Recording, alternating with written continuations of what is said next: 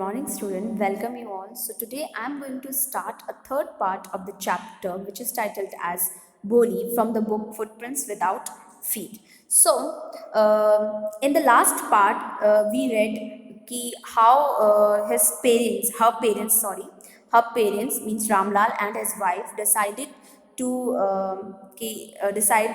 that they want कि इनकी भोली की शादी कर दी जाए किससे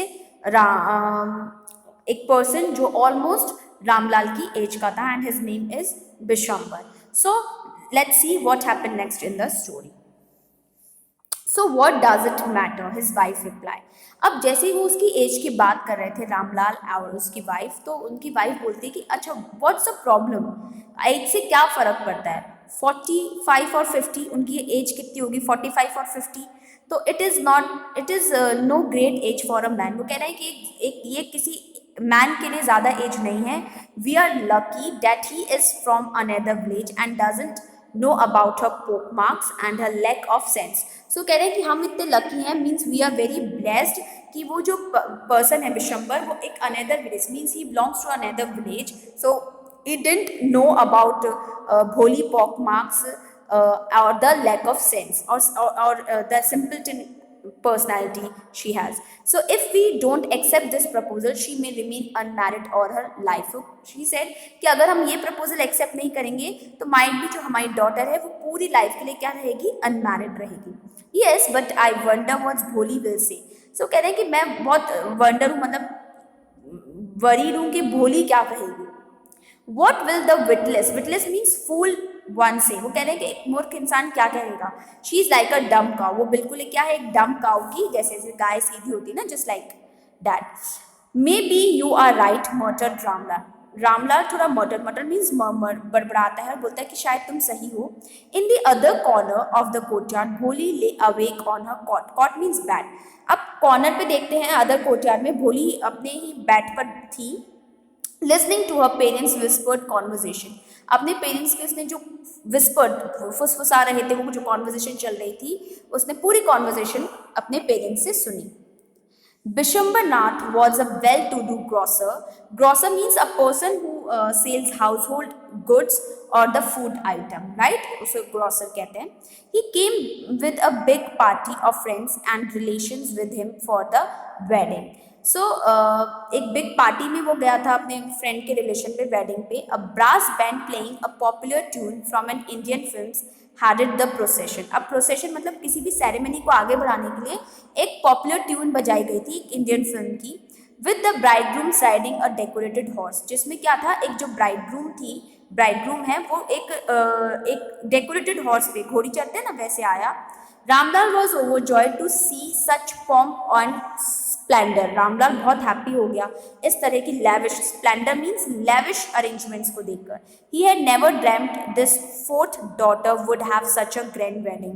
उसने कभी नहीं सोचा था कि उसकी जो फोर्थ डॉटर है उसकी कुछ इस तरीके से ग्रैंड वेडिंग होगी. Bholi's elder sister who had come for the occasion were envious. Envious means jealous of her love. This word envious means jealousy, jealous. तो जो उसके एल्डर ब्रदर सिस्टर है भोली की, वो उसकी वेडिंग में आई थी और वो बहुत जेलस फील कर रही थी किसके, भोली के लक को देखकर. When the auspicious moment, auspicious मतलब गुड और favourable moments came to the priest said bring the bride. जैसे ही प्रीस्ट मतलब हमारे पंडित वगैरह होते हैं, उन्होंने कहा कि किसको लेकर आओ, ब्राइड को लेकर आओ. भोली clad in a red silken bridal dress was led to the bride place near the sacred fire. अब जो सेक्रेट, जो पवित्र फायर होती है, अग्नि कुंड होता है, उसके पास से वो रेड कलर की साड़ी में आती है भोली. गार्लैंड यानी माला जो होती है. The bride one of his friends prompted Bishambar Nath. अब क्या होता है, उसके जो फ्रेंड हैं बिशंबर नाथ को लेके आते हैं, बिशंबर नाथ के friends. The bride groom lifted the garland of yellow marigold. जो लिफ्टेड मतलब माला को उठाते हैं, मैरीगोल्ड की वो माला होती है.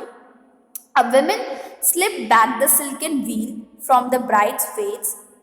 Bishambar took a quick glance. अब जैसे ही उन पे वो सिल्कन व्हील मतलब जो घूंघट होता है, जैसे ही उसको हटाते हैं, अनकवर्ड करते हैं, ठीक है, तो Bishambar took a quick glance. Bishambar ने एक हल्की सी झलक किसकी देखी, भोली की. The garland remained poised in his hand, the bride slowly pulled down the veil over her face. और जो उनकी गार्लैंड थी उनके हाथ में वो जल्दी से गिर जाती है और जो ब्राइड होती है वो स्लोली पुल डाउन करती है, अनकवर करती है अपने फेस को, मीन्स भोली अनकवर करती है. Have you seen her? said Bishambar to the friend next to him.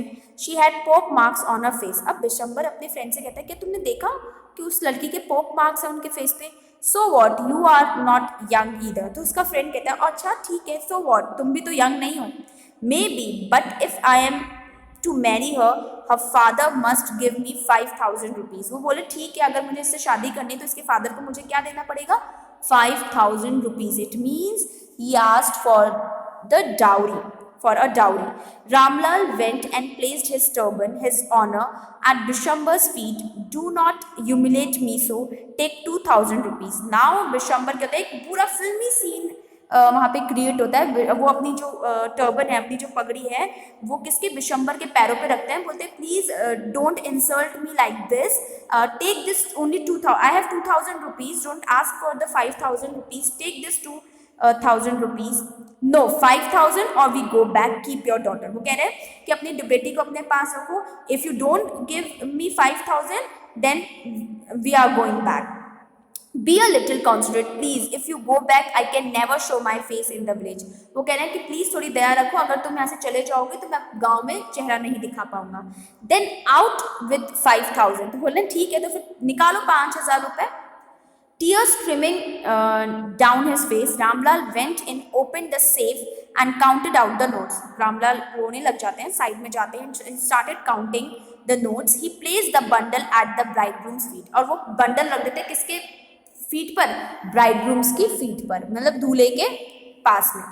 Bishambar raised the garland to place it around the bride's neck, but before he could do so, Bholi had struck out like a streak of lightning and the garland was flunged.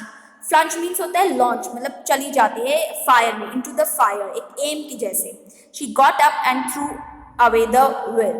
So अब क्या होता है, जैसे ही बिशंबर माला पहनाने लगता है, जैसे ही possible होता है, भोली जस्ट एक स्ट्रीक की तरह निकलती है, लाइटनिंग गार्लैंड को फेंक देती है और सीधे गार्लैंड किस में जाती है?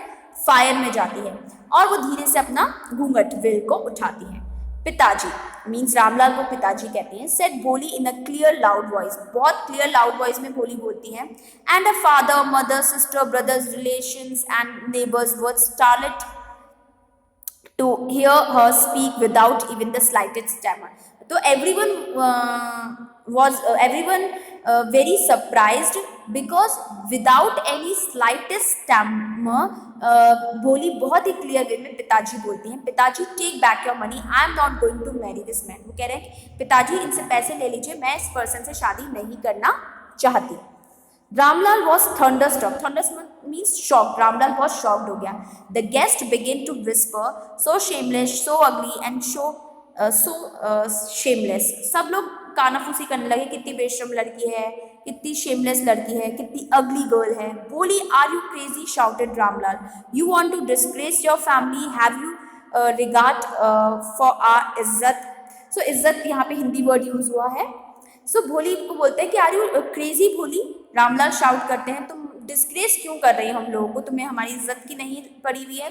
For the sake of your इज्जत said Bholi, means for the sake of your इज्जत, for the respect, I was willing to marry this lame old man. बोले मैं किससे शादी करना चाह रही हूँ? इस लैम्प ओल्ड मैन से, जस्ट बिकॉज ऑफ योर इज्जत. But I will not have such a mean, greedy and contemptible means क्या होता है? When you are not ready to do something, right, means offensive. वो बहुत डिसरिस्पेक्ट और डिसग्रेड हो जाती है ना. बोलती मैं तक ग्रीडी क्यों बन रही हूँ, right. Coward as my husband, I won't. बोले I am not a coward as my husband, मैं शादी नहीं करूँगी. What a shameless girl, we all thought she was a harmless dumb cow. तो कह रहे हैं कि सब लोग उसको बहुत अब्यूज करते हैं. Bholi turn violently on the old women. Yes aunty you are right. जो आंटी उसको बोल रही थी उसको टर्न करते हैं, उसको बोलती है yes aunty you are right. You all thought I was a dumb driven cow, that's why you wanted to hand me over this heartless creature. So कह रहे हैं कि ओके, तुम आप लोग सब सोचते हो कि मैं एक काऊ हूँ, डम काऊ हूँ, मतलब मैं पागल हूँ. दैट्स वाई आप इस हार्टलेस क्रिएचर, इस पर्सन के हाथों में मुझे सौंप रहे हैं. But now the dumb cow the stammering fool is speaking. बोले बट नाउ जो डम काउ थी, जो स्टैमर करती थी, वो अब बोल सकती है. Do you want to hear more? आप ज्यादा सुनना चाहती हैं? बिशंबरनाथ द ग्रॉसर, जो बिशंबरनाथ ग्रॉसर होता है, started to go back with his party. The confused batsman thought this was the end of the ceremony and struck up closing song. अब वो बोलता है कि जो सॉन्ग्स वगैरह है वो बस क्लोज कर दो, ये पार्टी अब यहाँ पे ओवर हो चुकी है. Ramlal stood rooted to the ground, his head bowed low with the weight of grief and shame. अभी भी रामलाल बहुत स्टक होता है, बहुत ऑर्थोडॉक्स टाइप के होते हैं वो लोग, वो अभी भी नीचे देख रहे होते हैं और बहुत ग्रीफ और दुख मना रहे होते हैं. The flames of the sacred fire slowly died down, मतलब जो अग्निकुंड था वो धीरे धीरे थम रहा था. Everyone was gone, means everybody, जो भी उस पार्टी को अटेंड करने आए थे सब चले जाते हैं. Ramlal turn to Bholi and said, but what about you? No one will ever marry you now, what shall we do with you? अब रामलाल टर्न करते हैं कि देखो अब तुम्हारा क्या होगा, तुम्हारे साथ कोई शादी नहीं करेगा, अब हम क्या करें? And Sulekha means Bholi said in a voice that was calm and steady, बहुत फर्मली तरीके से, कामली तरीके से, don't you worry pitaji, in your old age I will serve you, and mother I will teach in the same school where I learn so much. Isn't it that right, ma'am? वो अब बोलते हैं कि कोई बात नहीं, अगर मुझसे कोई शादी नहीं करेगा, परफेक्टली ओके, मैं आप लोगों का ध्यान रखूंगी, मैं उसी स्कूल में पढ़ाऊंगी जहाँ पे मुझे बहुत कुछ सीखने को मिला. वो अपनी मैम की तरफ टर्न करती हैं और बोलती है, मैम ये सही है ना? The teacher had all long stood in a corner watching the drama. जो टीचर उनकी थी वो सब सारा ड्रामा देख रही थी. Yes, Bholi, of course, she replied, and in her smiling eyes was the light of a deep satisfaction that an artist feel when contemplating means view or observe the complications of a masterpiece. जैसे एक person, एक artist एक masterpiece बना लेता है, and after the masterpiece whatever he or she made, तो उसको एक रिलीफ मिलता है. वैसा ही रिलीफ उसके टीचर को मिला था, एक सेटिस्फेक्शन शी फेल्ट कि वो जो पर्सन जिन्हें उन्होंने पढ़ाया वो अब एक इस तरीके से रेडी हो गया है, और वो शी वॉज वेरी हैप्पी, और एक डीप सेटिस्फैक्शन दोनों को मिला, भोली को भी और उनके टीचर को भी. So this story is written by K.A. Abbas. So with this we come to an end of this story. I hope you all have must understood it or loved it. So thank you for watching this video.